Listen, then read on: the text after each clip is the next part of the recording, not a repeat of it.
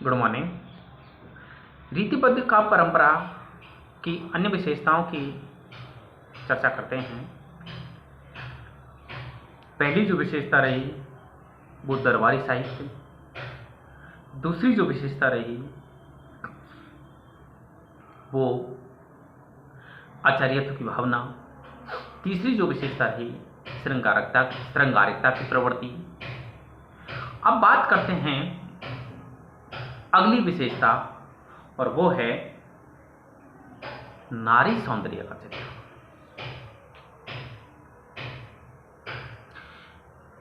रीतिकाल का जो कवि है उसने नारी के मानसल सौंदर्य का, शारीरिक सौंदर्य का चित्रण ज्यादा किया है।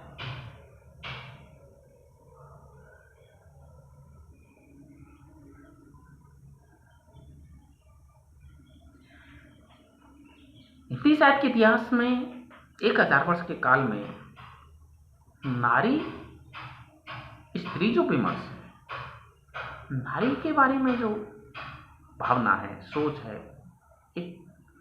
वो हिंदी साहित्य के इतिहास में बहुत बदलाव है। उसमें 1000 वर्ष का कालखंड रहा हिंदी साहित्य के इतिहास का, और उस 1000 वर्ष के काल में अलग अलग विद्वानों ने अलग अलग युगों में अलग अलग प्रकार का अपना विचार प्रस्तुत किया। तो नारी की स्थिति के बारे में यदि बात करें हिंदी साहित्य के इतिहास में, तो सबसे पहले बात करते हैं आदिकाल की।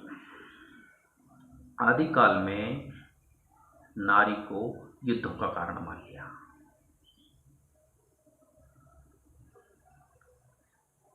नरपति नाल का बीसलदेव रासो, जिसकी नायिका राजमती का जो चीत्कार भरी जो पंक्तियां हैं, अस्त्रीक जन्म का दिगो रे महेश, और जन्म थारे घनार नरेश, ये अड़धानी ये पंक्ति युगीन संदर्भ बताती है कि समाज में नारी की क्या स्थिति थी।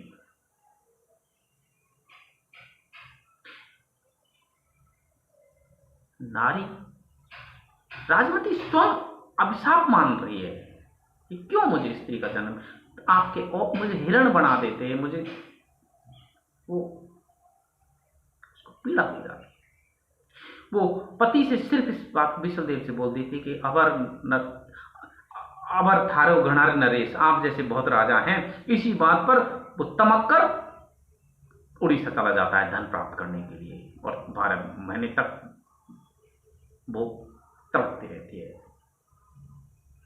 अब राजमती की जो पीड़ा है वो उस समय की हर एक स्त्री की पीड़ा है। तो आदिकाल का कवि एक तो वास्तविक जीवन का भी चित्रण करता है और एक खुद की भावना होती है। तो आदिकाल के जितने भी युद्ध हुए, युद्धों का वर्णन उसमें आता है। तो उन सब युद्धों के वर्णन में ऐसा लगता है एक उनकी प्रवृत्ति है श्रृंगार और वीर रस का अद्भुत समन्वय। अब दोनों जो विरोधी भावों के रस है, तो कैसे यह संभव हुआ कि श्रृंगार और वीर रस का उन्होंने साहित्य में समन्वय कर दिया? वो भी दरबारी साहित्य है। अब दरबार में कोई कवि पड़ोसी किसी राजकुमारी अथवा रानी की खूबसूरती का, सुंदरता का चित्रण करता है, और उस सुंदरता का चित्रण करने के कारण राजा उसको प्राप्त करने के लिए युद्ध ठान लेता है, युद्ध के लिए उद्यत हो जाता है, मरने मारने पर मिट जाता है। तो कारण तो वही रहा कि स्त्री को प्राप्त करना, पड़ोसी राजकुमारी या महारानी का प्राण करना। तो युद्धों का कारण स्त्री माना उन्होंने, आन बान शान मान लिया युद्धों को उन्होंने। बात करें भक्ति काल की, तो भक्ति काल में नारी को युद्धों का कारण तो नहीं, भोग की वस्तु तो नहीं, लेकिन दैवीय रूप दे दिया उन्होंने। वो कवि ईश्वर भक्त थे, उनका जो दृष्टिकोण था बड़ा पवित्र था। जननी समझाने पर नारी, मतलब वहां माता का रूप दिया, देवी का रूप दिया। नारी को उन्होंने बहुत श्रेष्ठ स्थान, एक अपर लोक की एक एक दैवीय संपदा माना उन्होंने कि नारी देवी है।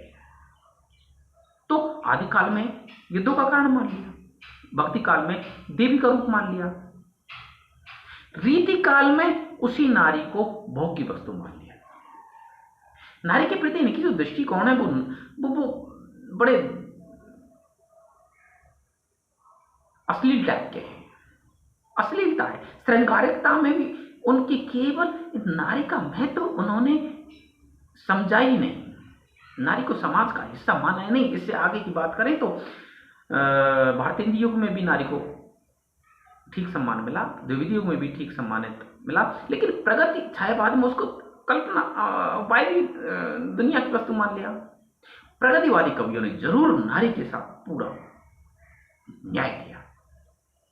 वो न्याय कैसे? उन्होंने नारी को समाज का एक हिस्सा माना, पार्ट माना कि नारी समाज का एक हिस्सा है, पार्ट है।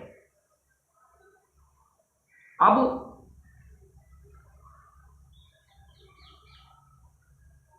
जब समाज का हिस्सा है नारी, तो जैसे पुरुष का महत्व है ऐसे स्त्री का महत्व है। प्रगतिवादियों ने नारी को कंधे से कंधा मिलकर लड़ने वाली, हर परिस्थिति में साथ देने वाली नारी को समाज का, परिवार का एक हिस्सा माना। उन्होंने सही न्याय किया। लेकिन रीति काल के जो कवि हैं, या हिंदी साहित्य के इतिहास का मैं संपूर्ण चित्रण इसलिए कर रहा हूं। हाँ, तुलसीदास जी की एक पंक्ति है, ढोल गंवार शूद्र पशु नारी सकल ताड़ना के अधिकारी। उन पर आक्षेप लगता है कि उन्होंने नारी को ताड़ना का, पीटने का अधिकारी माना, लेकिन नहीं। तुलसीदास जी का जो सोच जो कहता है कि जननी समझानी पर नारी सिए राम में सब जग जानी, जो कहते हैं कि सीता की, जिनको संसार की सभी स्त्रियों में सीता दिखाई दे, वो इस तरह की बातें नहीं कर सकते। अब यहाँ बात चल रही है, प्रसंग चल रहा है शूर्पणखा का। इस बात को समुद्र बोलता है कि ढोल गंवार शूद्र पशु नारी। अब इस कवि को कविता का तोड़ मरोड़ करने की स्वतंत्रता होती है। तो तुलसीदास जी की इस चौपाई का यदि अर्थ थोड़ा ठीक ढंग से निकालें तो यहां 5 पात्र ना होकर 3 है। ढोल पहला पात्र, बजाएंगे, पीटेंगे तो ये आवाज करेगा, ढोल। गंवार शूद्र, शूद्र कैसा है? गंवार, मूर्ख, वो नहीं समझता, उसको थोड़ा मूर्ख शूद्र है। और पशु नारी, जिसका स्वभाव पशु तुल्य हो, उसको आप डांट टपट के काम ले सकते हो। गंवार शूद्र को डांट टपट कर काम ले सकते हो, गुस्सा दिखा सकते हो, डांट सकते हो, नारी को नहीं। तुलसीदास जी का नारी के प्रति बड़ा पवित्र और बड़ा भारी अच्छा दृष्टिकोण रहा है। वहां सबरी के झूठे बेर खाते हैं भगवान राम। नारी को उन्होंने, तुलसीदास जी ने नारी को तो उनको तो बहुत बड़ा स्थान दिया नारी को। तो हिंदी साहित्य के इतिहास में नारी का जो चित्रण है बड़ा विशद और व्यापक है। तो अब और इसका अर्थ निकालें तो ताड़न का जो अर्थ होता है वो है समझना। ताड़ने वाले लोग कयामत की नजर रहते हैं जमीन पर और आसमां की खबर रखते हैं। कि जो ताड़ने वाले लोग हैं, सयाने लोग हैं, समझदार लोग हैं, वो आसमां की खबर रखते हैं, आसमान की खबर रखते हैं, रहते हैं जमीन पर, वो जमीन पर रहते हैं। लेकिन तो अब इन जो पात्र हैं यदि 5 माने तो इनके साथ सोच समझ कर व्यवहार किया जाए। ढोल, सोच समझ कर व्यवहार किया जाए। गंवार, सोच समझ कर व्यवहार किया जाए। ग्रामीण, शूद्र के साथ बहुत सोच समझ कर व्यवहार किया जाए। पशु के साथ बहुत बर्ताव बहुत सोच समझ कर किया जाए, ताड़ कर किया जाए। नारी के साथ सोच समझ कर व्यवहार किया जाए। तो नारी के बारे में कुल मिलाकर तुलसीदास जी के जो विचार हैं बड़े पवित्र, पावन और दिव्य हैं। उन्होंने नारी को बहुत अच्छा स्थान दिया अपने रचनाओं में, भावनाओं में। उनका नारी के प्रति बड़ा उदार और बड़ा पूजनीय दृष्टिकोण है। यत्र नार्यंत्र पूजन्ते रमन्ते तत्र देवता के प्रबल समर्थक पोषक कवि हैं तुलसीदास जी। लेकिन रीति काल के जो कवि हैं, इनका नारी को प्रेमिका के रूप में इन्होंने बहुत ज्यादा चित्रित किया है। प्रेमिका, प्रेम, नायिका, नायिका, नायिका के भी उन्होंने बहुत भेद कर दिए। तो इनका जो नारी के प्रति दृष्टिकोण है वो अश्लील टाइप का है, श्रृंगारिक टाइप का है। शारीरिक सौंदर्य की ज्यादा वकालत करते हैं, शारीरिक सौंदर्य का चित्रण ज्यादा करते हैं। नारी को कामुकता की दृष्टि इनकी बहुत ज्यादा है। इन पर बार बार आक्षेप लगते हैं कि रीतिकालीन जो साहित्य बड़ा अश्लील साहित्य है, नारी के बारे में सही न्याय नहीं करता है।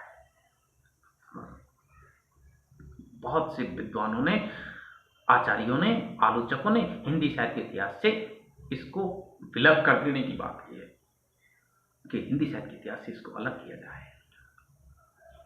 ये अच्छा साहित्य नहीं है, अश्लील साहित्य, गंदा साहित्य। इस अब प्रवृत्ति है इन कवियों की, दरबारी कवियों की।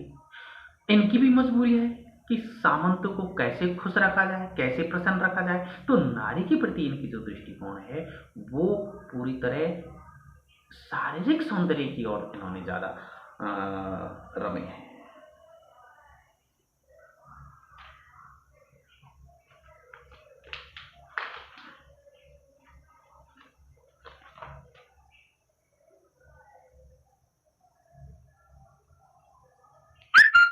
नारी को इस तरह का इनका जो दृष्टिकोण है वो पूरी तरह श्रृंगारिक और मानसिक है। अगली विशेषता की बात करें तो वो है भक्ति और वैराग्य का मिश्रण। मेरी भवपादा हरो, वो तो बिहारी का हो गया। इन कवियों ने भक्ति भाव का भी बहुत ज्यादा चित्रण किया। रीजिए सुकवि जो तो जानो कविताई है, न तो राधिका सुमरन को बहानो है। रीजिए सुकवि जो तो जानो कविताई है, यदि राजा लोग रीझ जाएं तो अच्छी कविता, नहीं तो राधिका सुमरन को बहाना है। नहीं, राधिका का स्मरण तो हो ही रहा है। कवि ये तो दोनों हाथों में लड्डू रखने वाला कवि है। इनके बारे में किसी आलोचक ने, विद्वान ने कहा है कि इनका भक्तिभाव साधारण स्तर का है, साधारण ही भक्ति। इनकी तुलना भक्ति काल के कवियों से नहीं कर सकते। भक्तिभाव इनका उन जैसा है ही नहीं। लेकिन वैराग्य भी इनमें है। अब वैराग्य कैसा है दिखाने वाला। वैराग्य इनके जीवन के अंतरंग में भक्ति है, साधारण प्रकार की भक्ति है। और साधारण प्रकार की भक्ति को इनके काव्य में इन्होंने ईश्वर स्मरण को, ये पंक्ति बड़ा भारी इनका भक्ति भाव को चित्रित करती है। रीजिए सो कवि जो तो जानो कविता है, नहीं तो राधिका सुमरन को बहाना है। कि यदि रीजिए लोग प्रसन्न हो जाए, और प्रसन्न हो जाए, दरबार प्रसन्न हो जाए, बदले में धन मिल जाए, बाबाई हो जाए, तालियां बज जाए, यश कीर्ति फैल जाए, तो अच्छी कविता है।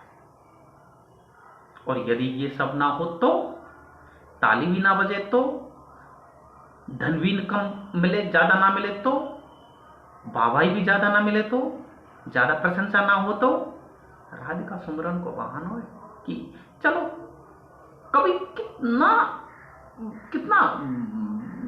क्या उसकी सोच है कि नहीं तो चलो राधिका का सुमरन, उसको आत्म शांति किसमें हो रही है कि चलो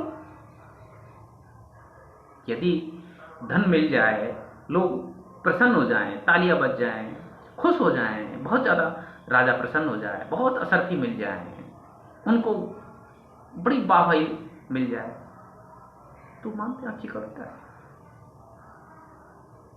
अब ये सब नहीं हुआ तो हताश निराश प्राणी की तरह राधिका बस भगवान का भजन तो हो ही रहा है, राधिका श्री राधे जी का स्मरण तो हो ही रहा है। ये इनकी जो सोच है वो एक भक्त कवि जैसी नहीं हो सकती। भक्ति काल से इसकी तुलना में इनका जो भक्ति और वैराग्य इनका क्षणिक है, क्षणिक वैराग्य, और भक्ति भी इनकी साधारण किस्म जैसी है।